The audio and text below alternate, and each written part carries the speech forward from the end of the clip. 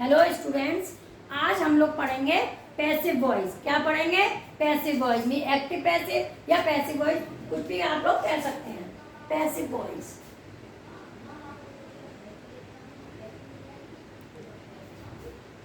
Passive voice. Passive voice क्या होते हैं? देखिए, पैसिव वॉइस 12 टेंस होते हैं, इन्हीं में से हमारे पैसिव वॉइस बनते हैं। पैसिव वॉइस पढ़ने के लिए हमें सबसे पहले 5 पॉइंट्स को रटना होता है। 5 पॉइंट्स कौन से होते हैं? नंबर 1 पॉइंट, इनमें सब्जेक्ट को ऑब्जेक्ट में बदलते हैं। सब्जेक्ट को ऑब्जेक्ट में बदलते हैं। नेक्स्ट पॉइंट, ऑब्जेक्ट को सब्जेक्ट में बदलते हैं। सब्जेक्ट में बदलते हैं। देखिए, सब्जेक्ट को ऑब्जेक्ट में बदलते हैं और ऑब्जेक्ट को सब्जेक्ट में बदलते हैं। थर्ड पॉइंट होता है, इनमें थर्ड फॉर्म का यूज करते हैं। थर्ड फॉर्म का यूज करते हैं, मीन्स कैसा भी कैसे बनता है, फॉर्म कौन सी लगती है, थर्ड फॉर्म का यूज करते हैं।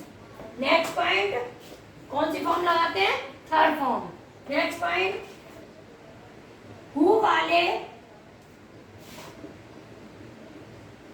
वाक्यों में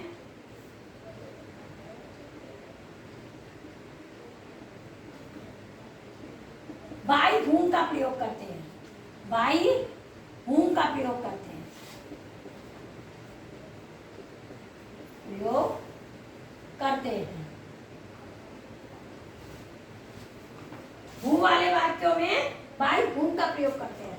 नेक्स्ट पॉइंट, नए ऑब्जेक्ट से पहले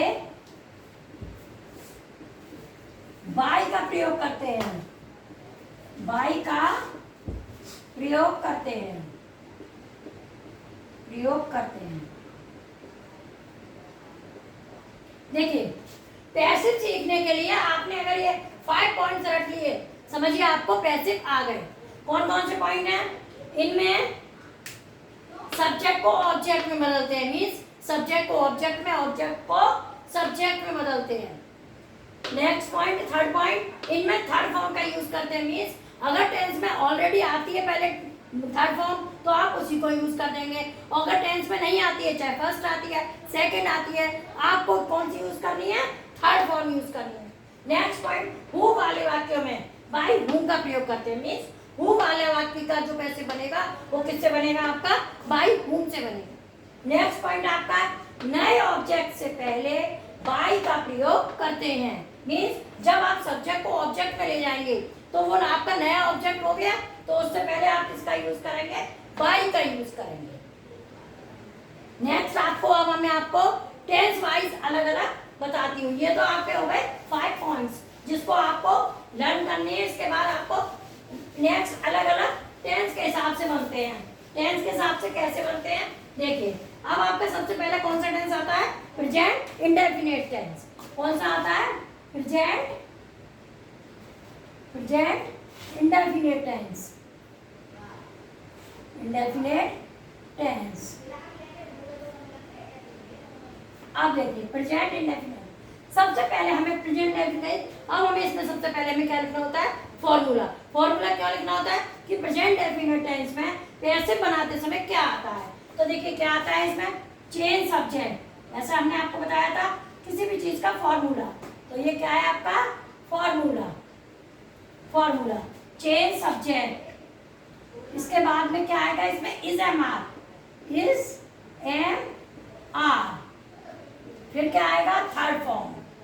फिर थर्ड फॉर्म। फिर क्या आएगा? ऑब्जेक्ट, चेंज ऑब्जेक्ट, सॉरी, फिर आएगा आपका बाई। थर्ड फॉर्म के बाद क्या आएगा? बाई, प्लस आएगा चेंज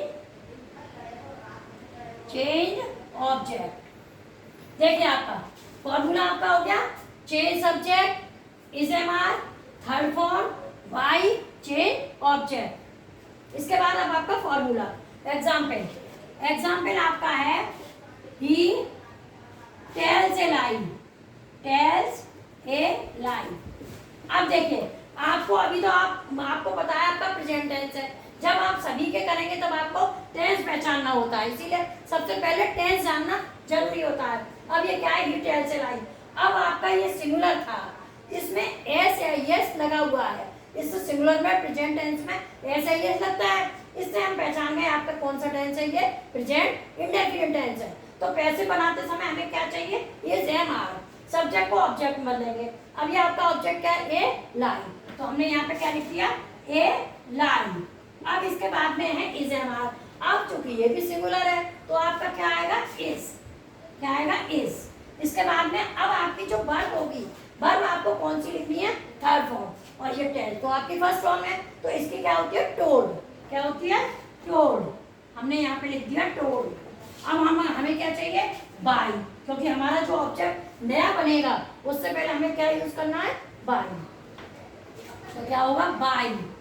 बाई, अब ही का ऑब्जेक्ट की जगह हिम आएगा, क्योंकि ये तो आपका सब्जेक्ट है और ये ऑब्जेक्ट है, तो जो ही की ऑब्जेक्टिव फॉर्म होती है वो हिम होती है। अब आप शुरू से समझ लीजिए प्रेजेंट डेफिनिट टेंस का पैसिव कैसे बनाते हैं। देखिए प्रेजेंट डेफिनिट टेंस का पैसिव के लिए सबसे पहले फॉर्मूला क्या है, change subject is am are plus third form plus by plus change object. Means ही, एग्जाम्पल है आपका ही टेल्स ए लाई। अब ये ए लाई क्या है, ये ऑब्जेक्ट है आपका, तो हमें सब्जेक्ट की जगह लिखना है यहाँ ये ए लाई। अब हमें इज, क्योंकि सिंगुलर है, अब टेल की थर्ड फॉर्म आपकी हो जाएगी टोल्ड बाई हिम। एक और आप एग्जाम्पल देखिए, next example, they teach their brothers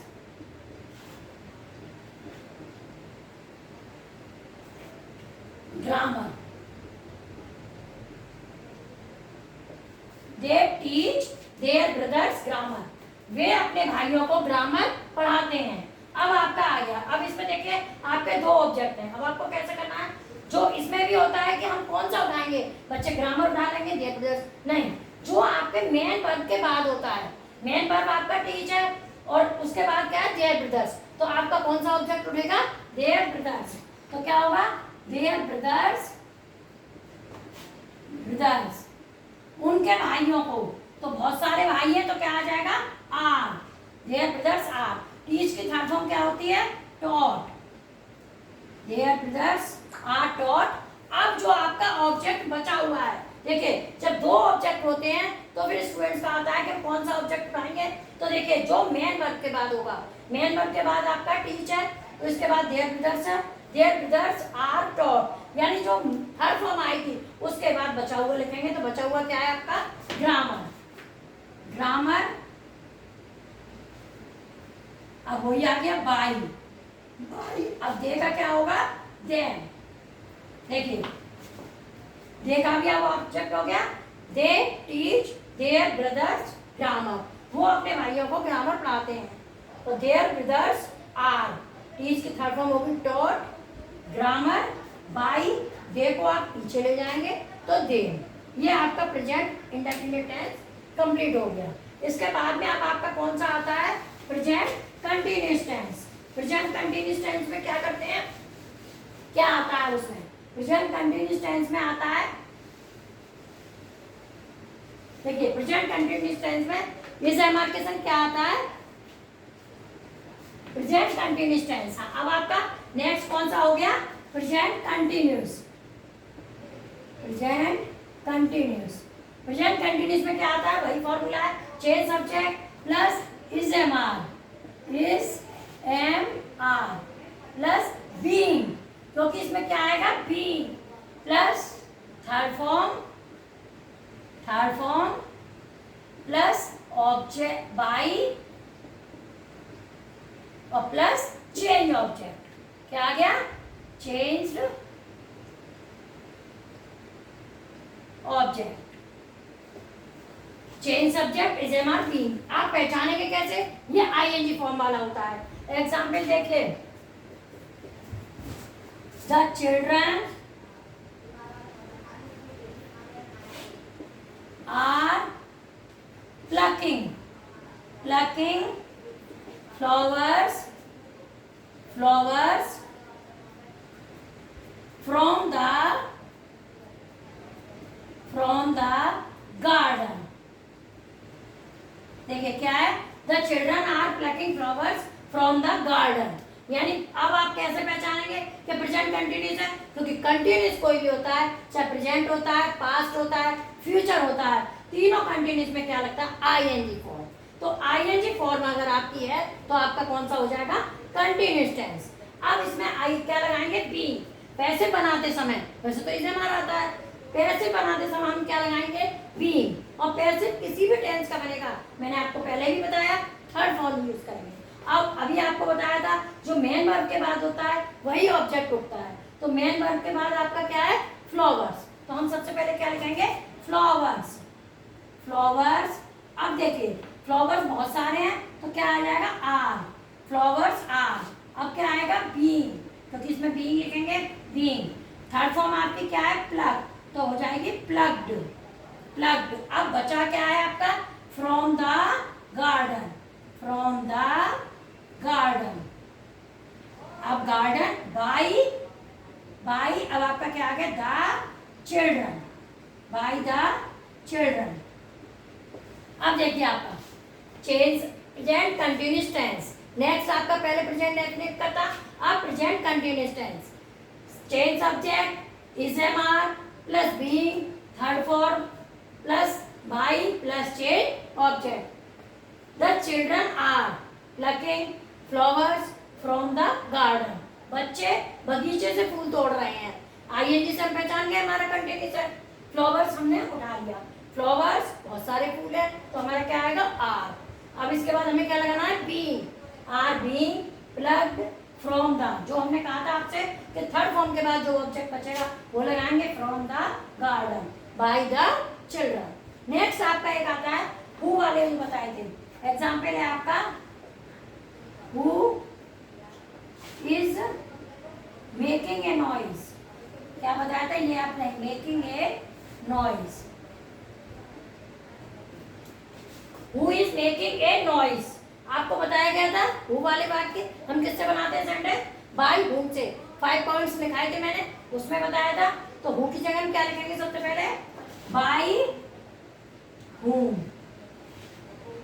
अब बाय हुम, अब हमारा ए नॉइज उठेगा तो इसके बाद आएगा is. A noise being made. देखिए अब ये बाई पहले आ जाता है, इसलिए जो आपसे कहा गया है कि सब्जेक्ट के बाद, अब इसमें ऑब्जेक्ट तो होता ही नहीं है, तो इसलिए हमारा जो बाई है वो पहले हु वाले वाक्यों में सबसे पहले लिख देंगे बाई हु। अब क्योंकि ये इंट्रोगेटिव है, इंट्रोगेटिव में क्वेश्चन वर्ड के बाद में हमेशा वर्ब यूज करते हैं। तो सब्जेक्ट आपका ए नॉइज था, इसलिए आपका सब वर्ब क्या आ गई? इज, हेल्पिंग वर्ब जिसे हम बोलते हैं इज ए नॉइज। अब हमें बीइंग लगाना है, बीइंग मेड।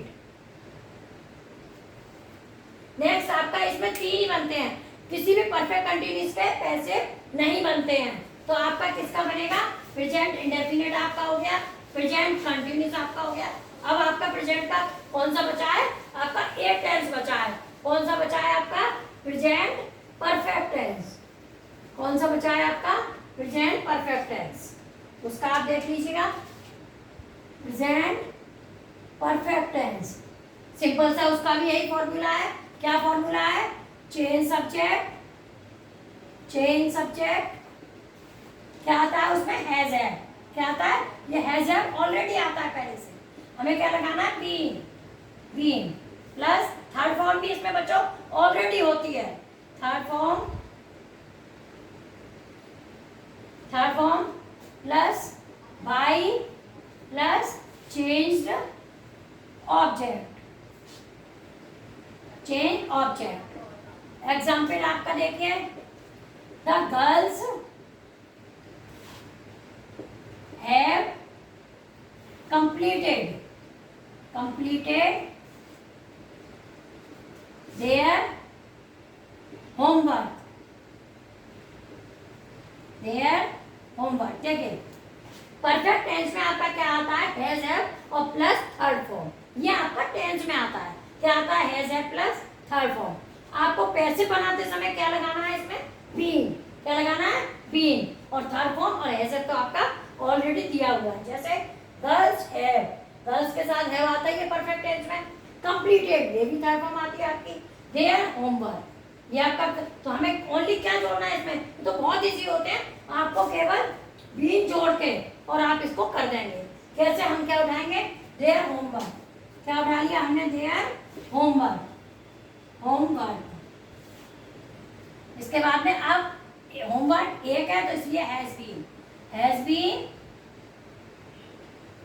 Has been. इसके बाद में हम यही लिख देंगे जो आपकी लिखी हुई है। ये तो बहुत ही मोस्ट वेरी इजी होते हैं, कंप्लीटेड। अब क्या बचा, by the girls, by the girls. देखिए the girls have completed their homework, हमने देयर होमवर्क उठा लिया। Their homework has been completed by the girls, ये आपका परफेक्ट टेंस हो गया। और जो प्रेजेंट परफेक्ट कंटिन्यूस होता है उसका बच्चों पर टेंस नहीं बनता है, पैसिव नहीं बनता है, क्योंकि परफेक्ट कंटिन्यूस का कोई भी पैसिव नहीं बनता है, चाहे वो प्रेजेंट हो या पास्ट हो या फ्यूचर हो। इसका स्क्रीनशॉट ले लीजिए। Thank you.